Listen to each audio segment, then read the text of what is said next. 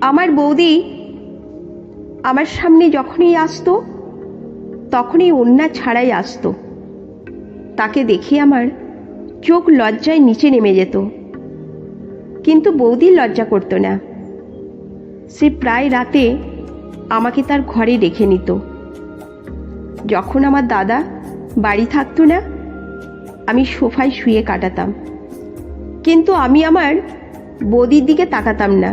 রাতে হঠাৎ করে যা হয়ে গেল সেটা শুনলে আপনার পায়ের তলা থেকে মাটি সরে যাবে।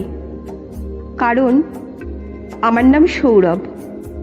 আমি তখন কলেজে পড়তাম এবং দাদার বাড়িতে থাকতাম।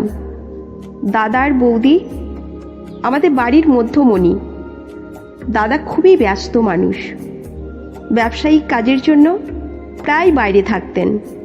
বৌদির নাম মিতা। আমাদের সবাইকে মায়ের মতো করে দেখত।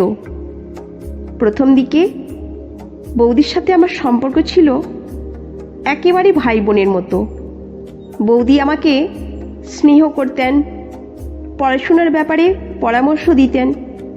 কিন্তু ধীরে ধীরে আমি বুঝতে পারি বৌদির চোখে কিছুটা আলাদা মায়া। দাদার অনুপস্থিতিতে বৌদি প্রায় রাতে আমাকে তার ঘরে রেখে নিতেন। তিনি বলতেন, সৌরভ, একা একা ভালো লাগে না, তুমি একটু আমার সাথে বসো। আমি লজ্জায় চোখ নিচে নামিয়ে বসতাম। বৌদি কফি তৈরি করতেন আর আমাদের মধ্যে গল্প চলতো।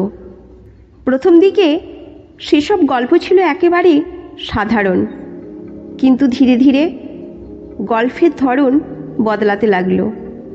বৌদি যখনই আমার সামনে আসতেন তখনই ওড়না ছাড়াই আসতেন। তাকে দেখে আমার চোখ লজ্জায় নিচে নেমে যেত, কিন্তু বৌদির কোনো লজ্জা ছিল না। একদিন রাতে যখন দাদা বাইরে ছিলেন, বৌদি বললেন, সৌরভ, আজ একটু তোমার সাথে বিশেষ কিছু কথা আছে। রাতে বৌদির ঘরে গেলাম। বৌদি বললেন, সৌরভ, তুমি কি জানো আমি তোমাকে অনেক ভালোবাসি? আমি চমকে উঠলাম। আমি বললাম, বৌদি, তুমি কি বলছো? বৌদি হাসলেন, সত্যি সৌরভ, আমি তোমাকে দাদার মতো করে ভালোবাসি না।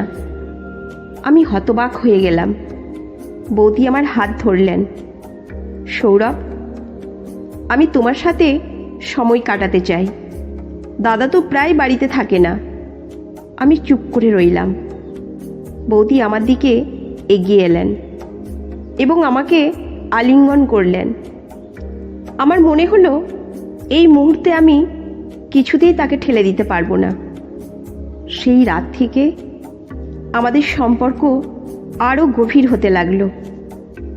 বৌদি প্রায় রাতে আমাকে তার ঘরে রেখে নিতেন। আমরা একে অপরের সাথে আরও বেশি সময় কাটাতে শুরু করলাম। আমাদের মধ্যে গোপন আলাপচারিতা চলতে থাকলো। বৌদি বলতেন, সৌরভ, তুমি আমার জীবনের একমাত্র সুখ। আমি জানতাম এই সম্পর্কটা সমাজের চোখে কখনোই গ্রহণযোগ্য নয়, কিন্তু বৌদির প্রতি আমার অনুভূতি এমন হয়ে ওঠে যে আমি কোনো কিছুতেই তাকে ছেড়ে যেতে পারতাম না। আমি বৌদির প্রতি এমনভাবে জড়িয়ে পড়েছিলাম যে আমাদের সম্পর্ক আরও গভীর থেকে গভীরতর হয়ে উঠল। একদিন দাদা হঠাৎ করেই বাড়ি ফিরে এলেন। তিনি আমাদের দুজনকে একই ঘরে দেখে চমকে উঠলেন। দাদা কিছু না বলেই চলে গেলেন। আমি আর বৌদি হতবাক হয়ে গেলাম। দাদা বৌদিকে আলাদা ডেকে নিয়ে গিয়ে কিছু বললেন। বৌদি আমাকে সব জানালেন না, কিন্তু আমি বুঝতে পারলাম দাদা আমাদের সম্পর্ক নিয়ে কিছু সন্দেহ করছেন। সেই রাত থেকে বৌদি আমাকে তার ঘরে ডাকলেন না। আমাদের মধ্যে দূরত্ব বেড়ে গেল। আমি বৌদির দিকে তাকাতে পারতাম না, আর বৌদিও আমাকে এড়িয়ে চলতেন। আমাদের সম্পর্কের মিষ্টি মুহূর্তগুলি কোথায় হারিয়ে গেল আমি জানতাম না। তার কয়েকদিন পর দাদা আমাকে তার রুমে ডেকে বললেন, সৌরভ, তুমি কি জানো এটা কি করছো? আমি তোমার প্রতি এরকম কিছু আশা করিনি কোনোদিনও। আমি বললাম, দাদা, আমি দুঃখিত।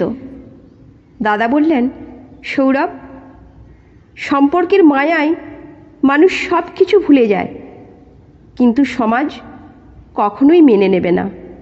আমি দাদার কথা মেনে নিলাম। আমি জানতাম আমাদের সম্পর্ক কখনোই সমাজের চোখে গ্রহণযোগ্য হবে না। আমি বৌদির থেকে দূরে সরে গেলাম। বৌদি কিছু বললেন না, শুধু চোখের জলে বিদায় নিলেন। আমি দাদার বাড়ি ছেড়ে চলে গেলাম। আমি জানতাম বৌদির সাথে আমার সম্পর্ক কখনোই সফল হবে না। আমি নিজের জীবনে নতুন পথে চলতে শুরু করলাম, কিন্তু বৌদির মায়া, তার সোহাগের স্মৃতি আমার মনের মধ্যে আজও অম্লান। বৌদির সাথে কাটানো সেই মুহূর্তগুলি আমার জীবনের এক গুরুত্বপূর্ণ অধ্যায় হয়ে রয়ে গেল। যদিও আমাদের সম্পর্ক শেষ হয়ে গেছে, কিন্তু বৌদির প্রতি আমার ভালোবাসা কখনোই শেষ হয়নি। অনেক বছর পর আমি বৌদির সাথে আবার দেখা করলাম। তিনি তখনও দাদার সাথেই ছিলেন, কিন্তু আমাদের সম্পর্কের কথা কেউই জানত না। বৌদি আমাকে দেখে হাসলেন। সৌরভ, তুমি কেমন আছো? আমি বললাম, ভালো আছি বৌদি। আমরা দুজনেই জানতাম আমাদের মধ্যে যা কিছু ঘটেছিল তা শুধু স্মৃতির পাতায় রয়ে গেছে। আমরা দুজনেই জীবনের নতুন পথে চলেছি, কিন্তু সেই মিষ্টি স্মৃতিগুলি কখনোই ভুলে যায়নি। আমার জীবনের সেই অধ্যায় আমাকে অনেক কিছু শিখিয়েছে। ভালোবাসা কখনোই সমাজের চোখে সঠিক নয়, কিন্তু হৃদয়ের অনুভূতি সব কিছুর ঊর্ধ্বে। বৌদির সাথে কাটানো সেই মুহূর্তগুলি আমার জীবনের এক মূল্যবান স্মৃতি হয়ে থাকবে সবসময়। ভালোবাসা কেবলমাত্র হৃদয়ের অনুভূতির মধ্যে সীমাবদ্ধ নয়, এটি সম্মান, দায়িত্ব এবং সঠিক পথে চলার উপর ভিত্তি করে গড়ে ওঠে। এই গল্প আমাদের শেখায় যে সম্পর্কের ক্ষেত্রে সতর্কতা, সম্মান এবং সঠিক পথ অনুসরণ করা গুরুত্বপূর্ণ। হৃদয়ের অনুভূতি সবসময় সঠিক পথে পরিচালিত হওয়া উচিত এবং সৎ জীবনযাপন করা উচিত। এই গল্পটা আপনাদের কেমন লাগলো অবশ্যই জানাবেন। ভালো লাগলে লাইক করে একটি ছোট্ট কমেন্ট করে দিন এবং বন্ধুদের সাথে শেয়ার করতে ভুলবেন না। ধন্যবাদ।